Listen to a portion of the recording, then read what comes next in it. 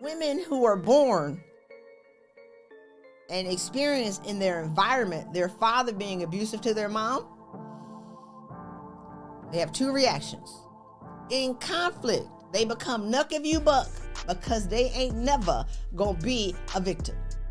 Never, ever. I'm not gonna be like my mama. One. Two, they gonna stack all their money because they will ensure that if a man eye twitches like he gonna slap her or something, she got enough money to pack up her stuff and leave because I'm not gonna be like my mama. So you spend all your time trying not to be like your mom, but you're being exactly like your mom. It's just a different extreme.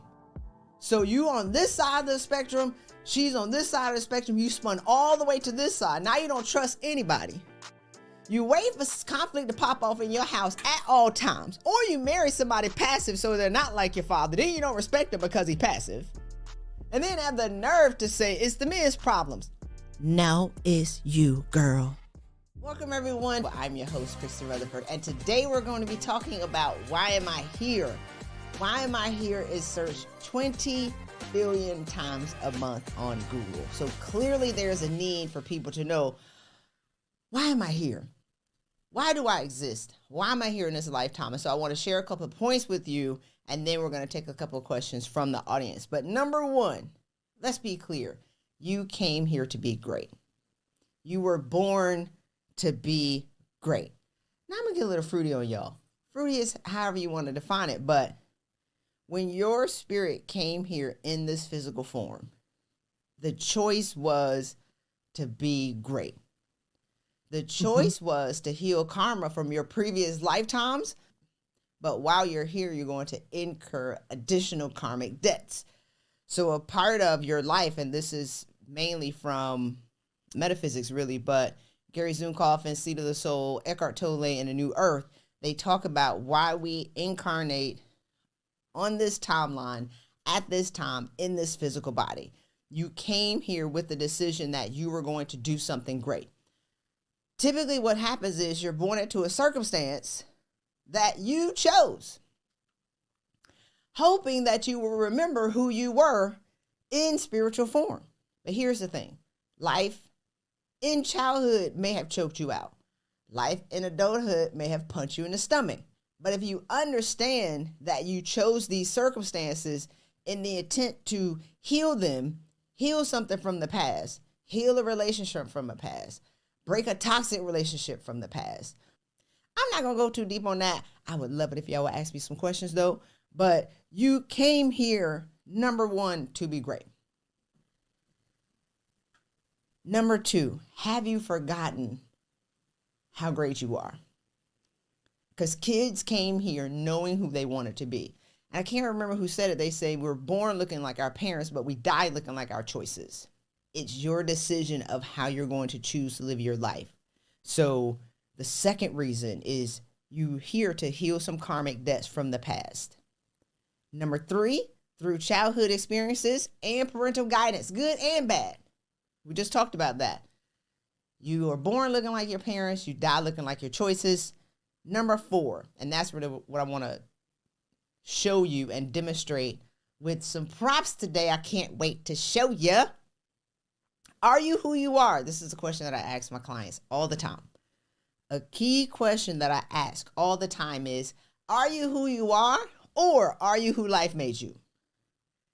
Are you who you are, or are you who life made you?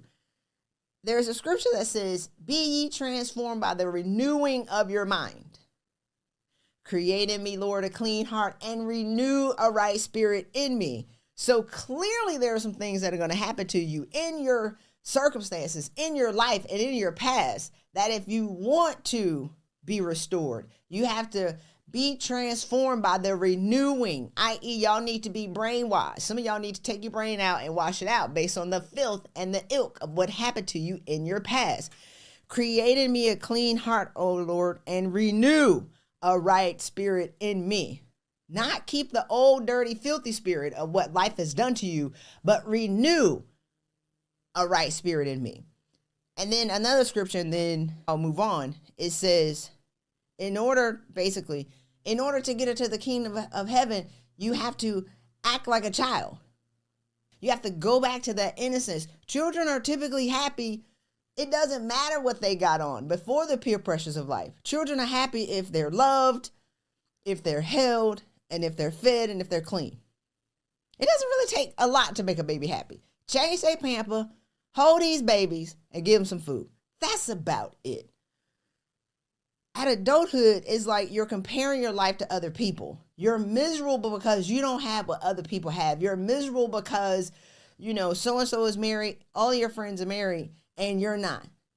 I want to be clear. You don't know what's going on in married people's households. Some people are living a nightmare in their dream house. Some people live with Freddy Krueger every day. So you're comparing your life to the lives of other people, not necessarily knowing what's going on in their house. And are you doing what God has called you to do? Are you living your passion? It's not about you're looking at all these people making all this money, doing what they do, however they do it. Because a lot of people are getting money these days in nefarious ways. Are you doing and living in the assignment of why you're here? Are you in alignment with your assignment? Are you trying to live somebody else's life? Are you trying to wear Saul's armor? David, I'm preaching. Are you trying to put on and fit into the life of other people and not necessarily searching for why you're here?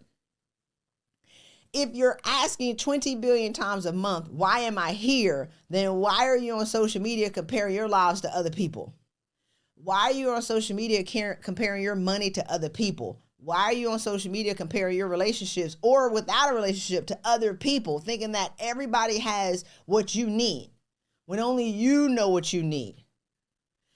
Create in me a clean heart, O Lord, and renew a right spirit in me.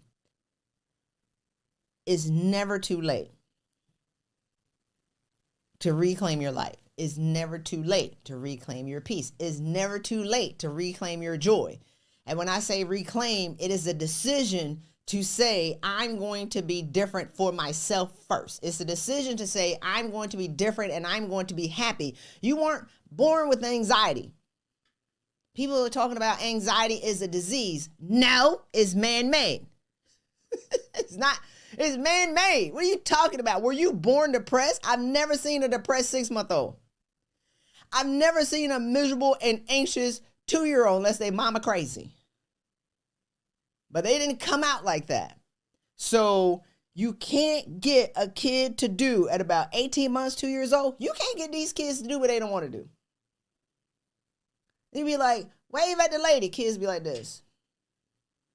You'd be like, I'm sorry. They just woke up. Wave at your uncle, go give him a hug. They'd be like this. I ain't doing that. I don't know that man. I don't know these people. You can't make a kid do what they don't want to do. When did you surrender?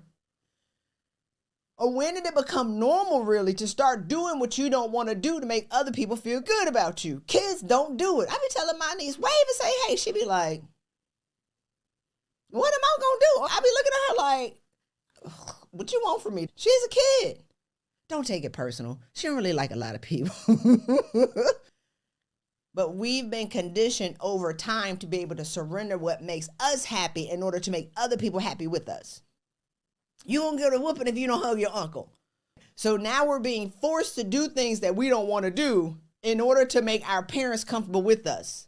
Have you surrendered what makes you comfortable to make other people comfortable? So now you're living so uncomfortable and so far beneath your value and your potential to make other people like you. You're not asking for a raise because you don't want your boss to dislike you. What?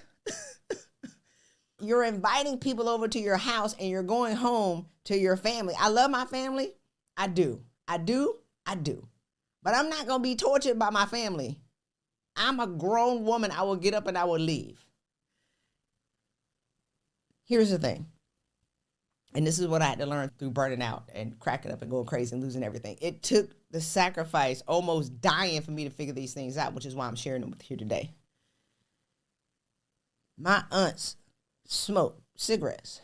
My father's side of the family. It's okay. They want to smoke cigarettes. They grown people. Hand me your business. They smoke. I used to come to their house and get my hair smoked up. This is real. This is not a wig. I can't take it and shake it out and then put it back on my head. I can't take it and spray something on and put it back on my head. This is my hair. Okay?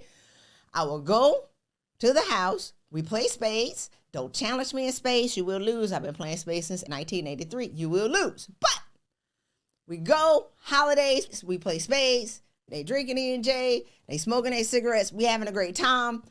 Everything smells like smoke. I got to wash my hair when I get home. Wake up the next day, smell like smoke.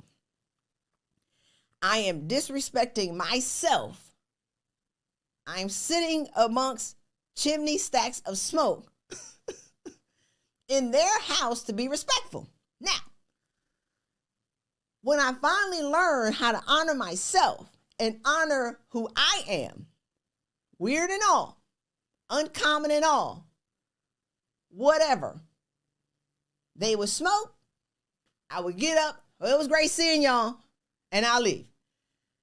We're waiting for other people to change before we have peace. Not gonna happen. We're waiting for other people to act like they got some sense before we can have joy. Not gonna happen.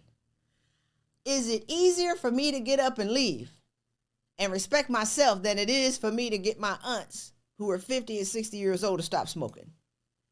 They light a cigarette. Hey, it was great seeing y'all. I'm gone. They light a cigarette in the first 5 minutes. It was a great visit. I'm gone. I don't be like, I'm leaving because y'all smoking. I just get up and I leave in peace. Because this is their household. I'm gone. Go back. They light up 10 minutes later. Hey, it was great seeing y'all. I'm gone. It probably took about 3-4 months. But then realize every time we light a cigarette, Christy leaves. I'm not being disrespectful to them. I'm honoring myself. Now they can hold out about an hour. They'll go outside and they'll smoke. We still playing spades because if they want to spend quality time with their favorite niece, let's get it clear. My cousin's going to be mad. If they want to spend time with me, then they're willing to make a sacrifice so I can honor myself. So they'll go outside and smoke, or they'll be in the house, and then they'll be like, all right, Chrissy, they can hold out about an hour before they start doing this. And they'll be like, all right, Chrissy, you got to go home. You got to leave. We're ready to have a good time. Fine. There is a shared agreement now. They say we're ready to have a good time, so you're going to have to beat it. If I'm a party pooper, cool. That's just who I am because I just don't hang around smoke anymore. And then that's our little silent, funny agreement. What boundaries do you need to set for yourself first? Not what boundaries do you need to set about other people. We're always taught we need to set boundaries around other people, but you've established none for yourself. So it's what 3 boundaries do you need to create for yourself so you can stay in harmony with yourself and so you can stay respectful to yourself? Or are you always going to allow yourself to be disrespected while you're trying to respect other people? I'm not doing that. And that's not dishonoring them. That's not disrespecting them. That's just me choosing to respect myself. I want to do a demo of what happened to y'all over time. I hope y'all ready. Y'all ready? I have some clear water here. You're born perfect in his image. You're born light. You're born a beacon of light. You're born pure. What's crazy is when people talk about how is childbirth a miracle and we're born in sin. I don't want to go long and deeper to the scripture, but y'all need to be ye transformed and leave some of these scriptures alone that have been weaponized against y'all and start to adopt your own belief and your own thoughts. If the scriptures don't make you feel good, you're reading the wrong Bible. Okay? Great. We'll move on from that. That'll be in episode 50 when I really come out the park on to let y'all know I'm a prosperity preacher part-time and undercover. Pure. Not anxious. You're born in light. You're born with joy. You're born with peace. You're born in love. Babies don't necessarily crave love as much as they crave to be held because they are love. Does that make sense? Babies are love in beingness. They don't necessarily need it because they are love. They're not looking for love. They are love. They exist as love. In love. Then, your mama depressed, your daddy's abusive, Your daddy's not in the house. Father's catching. I mean, I've heard the whole gamut. Dad's in the house and worked too much. Dad's left. Dad stayed. Dad's made me get all A's. I mean, you run the gamut. I was adopted, but I have a loving family. My mom worked too much, but we never went hungry. My mom didn't work at all, and we were hungry. My mom sent me to private school, paid for it, working 3 jobs so I could complain I was the only person of color in the class. What? My mom stayed with my dad even though she didn't want to be there so I can grow up in a 2-parent household. What? That was a sacrifice. Here's the thing. Y'all are telling yourselves these stories of what had happened in your childhood, some of it bad, but some of it is really polluted by you and your understanding. So now you got daddy issues. Now you have relationship issues. Now you have abandonment issues. Now you got that nuck if you buck energy. So let's talk about a couple of patterns right quick. Women who are born and experience in their environment their father being abusive to their mom, they have 2 reactions. In conflict, they become nuck if you buck because they ain't never gonna be a victim. Never, ever. I'm not gonna be like my mama. 1. 2, they gonna stack all their money because they will ensure that if a man eye twitches like he gonna slap her or something, she got enough money to pack up her stuff and leave because I'm not gonna be like my mama. So you spend all your time trying not to be like your mom, but you're being exactly like your mom. It's just a different extreme. So you on this side of the spectrum, she's on this side of the spectrum, you spun all the way to this side. Now you don't trust anybody. You wait for conflict to pop off in your house at all times. Or you marry somebody passive so they're not like your father. Then you don't respect him because he's passive. And then have the nerve to say, it's the men's problems. No, it's you, girl. It's because you're solely reacting from the mindset of the child. You need to be ye transformed by the renewing of your mind. That is your trauma default. Your default response to trauma is, I don't want to be like my mom. Now, when you go to work, conflict pops off. Leadership is conflict. It pops off in the room. You black out. Everybody die in the room. I had a client, you say something to this chick, she would chase you down the hallway to cuss you out. Say something. Don't even let your eye twitch like you don't like her. She would chase you down the hallway and then said that her bosses didn't consider her to be a leader. She wanted people to work for her, but she was cussing everybody out in the office. So do you have that nuck if you buck energy because you don't want to be like your mom? And you saved all this money. You will never have enough money. I talk to women who can live for 26 years. If they never worked again, they can support their lifestyle for 26 years. But in their mindset, they don't have enough money. In their energetic auric field, they don't think they have enough money. I'm like, you can make $5 million and have it all stacked and it won't be enough. They be like, you right. Are you living in your present reality with what you have and what you've done and all the degrees that you got and all the money that you stacked and all the success that you have? Or are you solely reacting out of the mindset of the wounded child? That's 1. Second reaction for women who grew up in abusive households, you shrink. Conflict pops off, you gone. Because you learn how to hide. You don't want to be a part of it. Either you was protecting your mom or you was running away. You disappear when conflict pops off. I've talked to women who had moms who had mental issues. They walk on eggshells. They walk around the house. You've learned to be invisible. You've learned how to walk in silence. You've learned how to be the mouse in the corner. You're not going to make a lot of noise. You're not going to do anything. You're kind of quiet. Talking about you're an introvert. No, you're not an introvert. You're playing small. You used to be a loud kid till conflict popped off in the house. You used to be a vibrant kid, cutting cartwheels and all this other kind of stuff, but you cut enough cartwheels and set one of your parents off, then you just stop.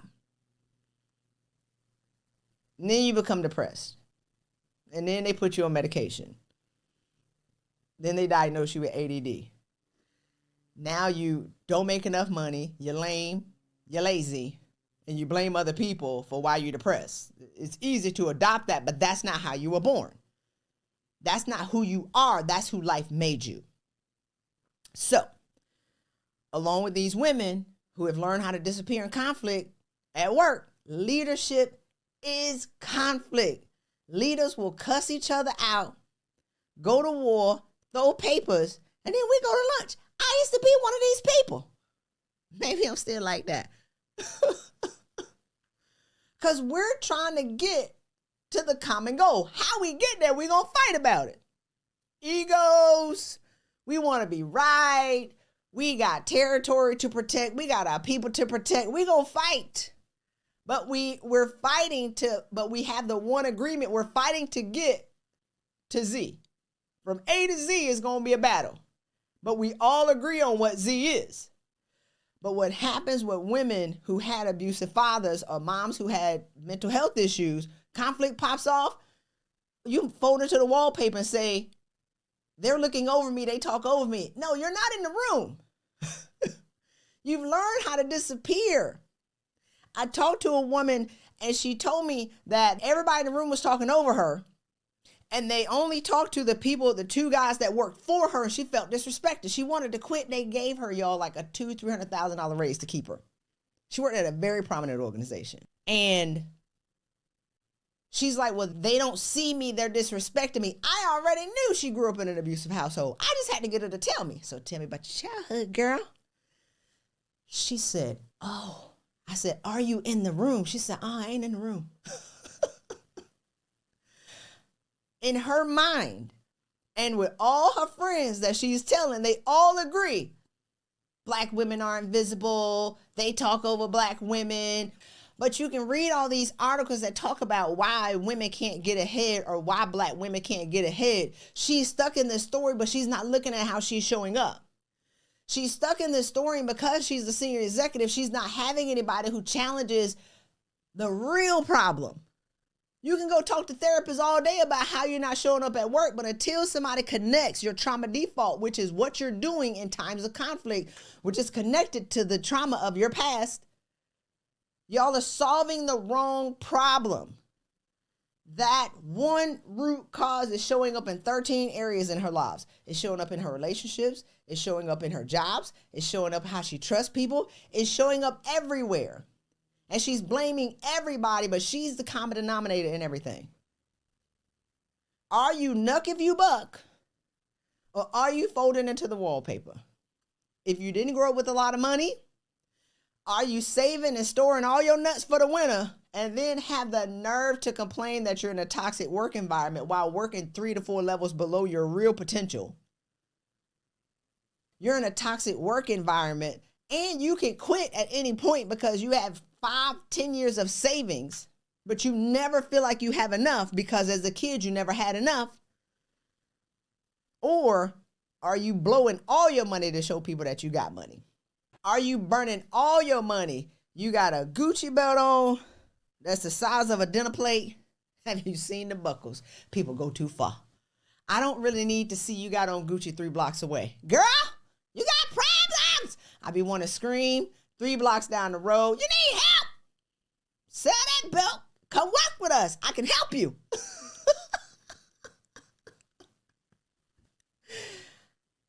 Are you trying to show people you got money? Chanel brooch, Gucci, Louis Vuitton earrings, Fendi boots. You going too far.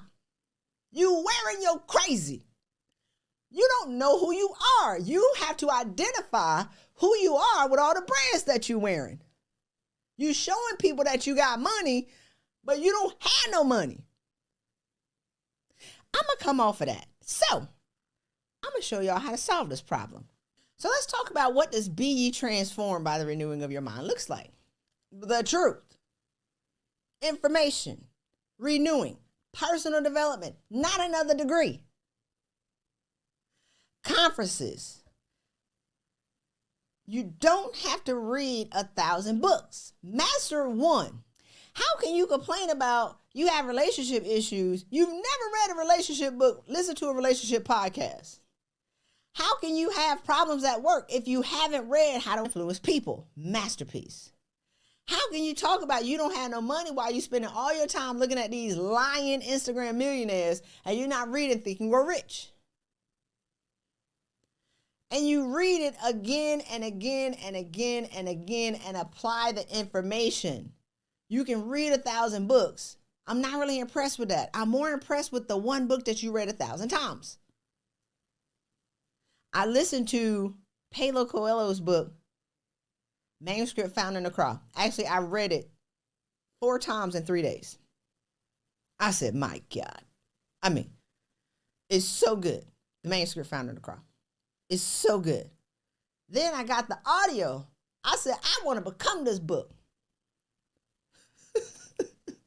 I listened to the book 200 times. I'm telling y'all, I be talking sometimes. I be like, oh, I'm profound. I mess around, listen to that book. I be like, that wasn't me. I have become the information. Stop reading books if you're not going to do anything in the book. People be like, Christy, what book should I read? I be like, how crazy on your scale of 1 to 10? I'm a 10. Stop reading. I don't have a book for you.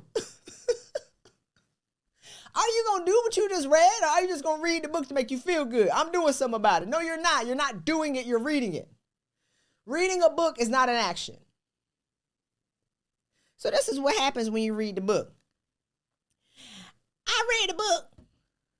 It didn't work for me. I listened to the podcast. It didn't work for me. I went to therapy 1 time.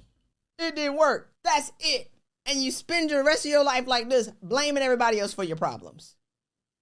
This is what transformation looks like. I hope I have enough water. Reading the book 1 time, 2 times, 3 times. Going to the personal development event 1 time, 2 times, 3 times. Read the book 4, 5, 6, 7. Podcast, reading, applying. Podcast, reading, applying.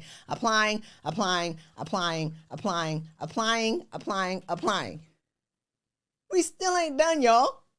This was 3 times the amount that was right here. But this is better than what it was. A lot of your heartbreak is caused by either having the perfect parents, which I don't know if that ever happened, but whatever. But having this perfect illusion of what love should be, and then you meeting some raggedy people and they don't meet your perfect model, or having a tumultuous past and wanting somebody to be able, I think, hiding from it. James Allen said, and as a man thinketh, man thinks that thoughts can be kept secret, but they cannot. Thoughts crystallize in habits, habits crystallize in actions, actions crystallize into circumstance. If you're always trying to hide from your past and not admit it to yourself, you're going to attract somebody who's hiding from their past and not going to admit it to themselves. You attract what you are.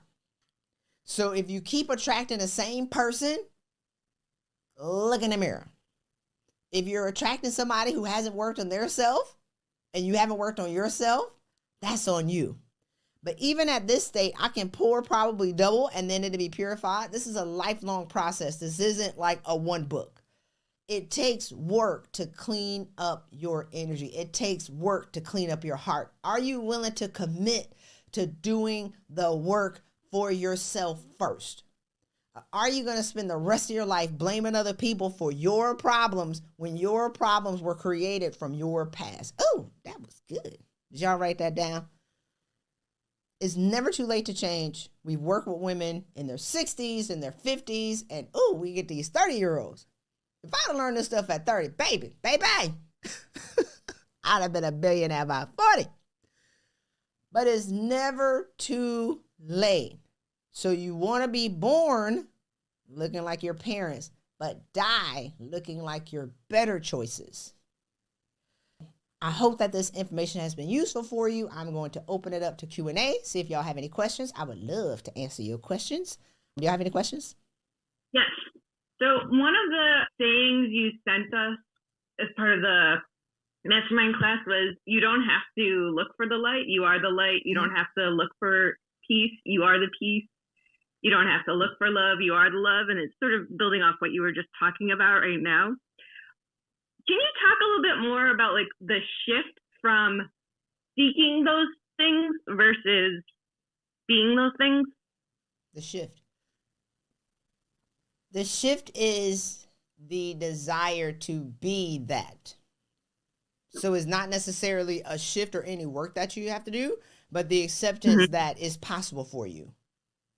That's the work. Is it possible for me to be peace? Because we're always looking for peace. We're always looking for our purpose. We're always looking for love. Can I be love by respecting myself first? Can I be love by learning how to love myself? Or really it's like, when did I start hating myself? I didn't know how much I hated myself until I learned how to love myself again. I was like, where did I learn this? When did I learn how to hate myself? When did I learn how to hate what I look like? Magazines, videos, baby dolls. My niece got all black baby dolls, all our baby dolls away. We had that one bald-headed Cabbage Patch. But then, looking at videos where I was never good enough. My family never gave compliments. Like, we gas these kids up now. They think they the best thing since sliced bread, which they should. But in my family, they didn't like you to think too highly of yourself. They still don't like it. My family, we're all beautiful and gorgeous.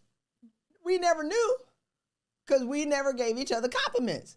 And what I'm waiting for another woman to validate how I look. I didn't know how fine I was. Are y'all looking at me right now? Till I was like 30 something. I'm trying to catch up. So they didn't do that. And once I burned out and I had time to sit around and think about it, my family grew up in the era. My grandfather was 96 when he died in 2001. My grandmother had my mom when she was 48. My aunts and uncles were picked cotton on my grandfather's land. They grew up in the era of boy and gal. So if you have a bunch of gorgeous women, it wasn't really that cool to be attractive because you can be snatched in the middle of the night by the man. So they had to keep their heads down for safety purposes. They had to keep a low profile so they could be safe. So it was a protection mechanism not to allow them to go out and be flashy and be flaunted because they wanted to be safe. This is South Carolina in the 30s, 40s, and 50s. But they carried over to always having a judgment or something negative or not thinking too highly of yourself or not saying anything. That is a generational pattern. Once I learned just through family and then environment and then through videos, and I couldn't even imagine growing up today because now we have social media where we're comparing ourselves to everybody else. But it's like, once I learned how much I hated myself, I learned it when I started to learn how to love myself and love myself for who I am and being one of the weirdest people you'll ever meet in your life. But my weirdness was my greatness unrealized. What was judged as weird when I was younger is my greatest gift to change the world. When I learned how to love myself, we talked about in a different episode about anxiety, is once I turned my phone off, OFF off, and I learned how to fill my cup, and I stopped pouring from an empty cup, and I stopped waiting for people to come pour into me. They were never going to do it. I trained them to extract from me only. I was not taking in at the same time, which is why I ended up broke, drunk. I had a good time drinking that liquor. I can't really do that no more, but it was fabulous. But ain't no money. But I'm laid out. It took me almost dying to learn these things, which is why I want to share it today. So once I stopped pouring and started pouring into myself, once I started to learn about myself, once I started to understand myself, once I started to understand all of my intricacies, and once I got my peace back, once I got my joy back, they're worth protecting at all times. Once I learned how to love myself, I stopped being lonely, because loneliness is when you're seeking what you don't have. But if you are love, you have love. I exist as love. I am love. You are love. We are love. Now, when somebody comes, I'm not missing a part of who I am. I'm not looking for the missing piece. I am whole. If I meet a guy who's whole, great. Let's exchange the energy of love. I'm not responsible for your happiness. You're not responsible for mine. But we can share happiness, but I'm not going to place the burden of trying to make somebody else happy when they need to be happy with themselves. And a lot of times in relationships, you surrender what makes you happy to make them happy. They surrender what makes them happy to make you happy. And both of y'all miserable trying to make each other happy. So I tell the guys, look, I'm not responsible for your happiness. I like you though. I'm not going to put that unjust burden of you trying to make me happy. Let's exist in our own happiness and then share that with each other. But diamonds are a girl's best friend. I mean, if you want to buy me something, I'm going to take it. But I have to be happy for myself first. Once you start to accept yourself as that, being that, and taking the actions, I wouldn't say doing things, but taking the actions to be able to reveal that within yourself, that's when the real magic happens. Did that answer your question? Yeah, thank you. Okay, did I go too wide on you? Because you know I go wide. No, it's okay. Does anybody else have any questions? We got time for one more question. I had a quick question. Okay. I'll be transparent because this is helping me.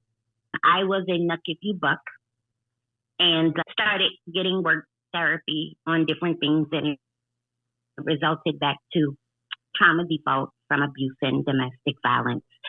Once you get to that place of peace and love and you make different decisions because you know that you do belong in the room versus working levels below, how do you maintain that without returning back if you have someone who's in conflict with you and you understand the conflict is not personal, but it's about the work or the issue?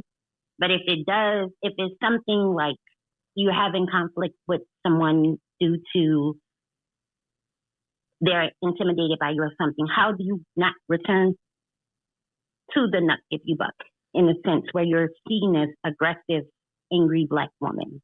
Okay. So people see you as an aggressive, angry Black woman? In my last position, yes, but I had a lot of things going on. A lot was going on. Since then, I'm no longer there. I took a break. I could afford to take a break. I took a break for 3 months just to deal with the personal issues that I was dealing with. Death of a mom, father sick, everything fell on me. And then I noticed that once I depleted myself, pouring out into everyone else, when I broke down Thanksgiving Day, no one was there for me. And I just decided to take a step back. Yesterday and today is forcing me to take accountability to see, like, I allowed these things to happen, or I put myself in a position to be the savior of everyone. Mm-hmm. And the anger came in because it wasn't being given back to me. And so I'm glad that I was able to realize that and say, hey, I don't want to be that person ever again. I want to make a change, which prompted the therapy to start working through those issues. So I think a part so of... I don't feel I'm that angry anymore because I started working on the issues where I'm not really angry at my supervisor. You did something my mom said or my grandma said, and that triggered me to get angry and mad and slouch the handle in a nice, nasty way. Even if I'm not saying it, you can see it in my face that I'm... So let me ask you a couple of questions. Okay. You said you used to be angry. Mm-hmm. You still angry? No. You sure? It took a lot of work. My mom passed. Had to go and forgive my dad. Had to go in and deal with... Wait. One, I'm sorry to hear about your mom. Mm-hmm. I'm sorry to hear about your dad because he's sick. But I want you to stay on the path. Let you just answer the questions because I need to gather the data, right? Okay. So I can assist you. Okay. Are you angry? Not anymore. Do you get angry? Yes, sometimes. Okay. So you don't If exist. challenge. You don't exist in anger, but you can get angry. Yes. Okay, great. And you're typically triggered at work.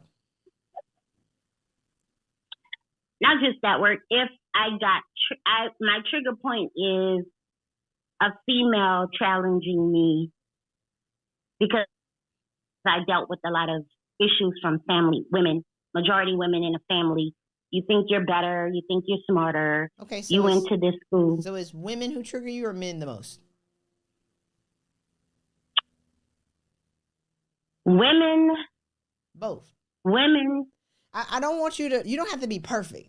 Does that make sense? I need you to tell the truth to yourself because you're stuttering a lot. I like you though, but you're lying. So the deal was, okay, I was in leadership in church and I got a lot of drama and feedback, pushback from women, which also were like the women in my family. So that would trigger me. So work triggered you with the men and then the church women were harassing you. Men controlling men. Controlling men at work or harass you and the church women who harass. Controlling men at work, church women. Controlling men. But I have mostly at work, I've been under women. Okay.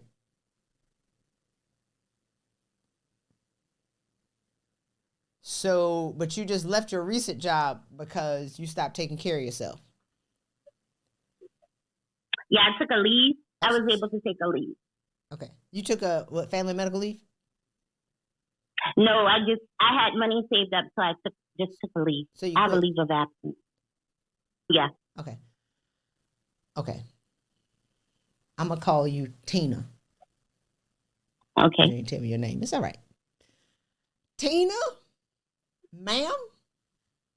Yes. You gotta tell the truth to yourself. We're never really done. So if we think about it on a scale of 1 to 10, you've done some work, but you got a lot more work to do. Yeah. Because learning how to make yourself a priority becomes a lifestyle where you would never get run up out of your job because you about to stab somebody. That's why you left. You was like, somebody about to get jumped on over here. So a lot of times what happens is you said audibly, you don't really believe it though, because that's what I hear. I don't hear what comes out of your mouth. I hear your vibrations. You're saying that I'm good. You're not good. Life is coming to test you on what you say. You said you're good. Life came to test you and stack all this stuff up on you and you folded. And I'm not saying that's a bad thing, but it tested you and you didn't pass. Yeah. So now you're taking time to recover. I don't want you to say it's the women in the church or it's the women in the job. They just came to test what you said was true, which is not all the way true. It's partially true. You have a lot more work to do, and that's okay. That should be exciting if you want to work on yourself. I would say, look at the church women, and you've already connected it. The church women were connected to the women in your childhood. Forgive the women from your childhood. Just like I just told you the story about my mom and why my family never did certain things. Once I got that clarity, I could forgive that story. And then it neutralizes what's going on over here. It will neutralize what's going on with the women in your job and the women in your church. You need to forgive your family members. All of it. That's the quickest thing that's going to set you free. Okay. Well, thank you for asking that question.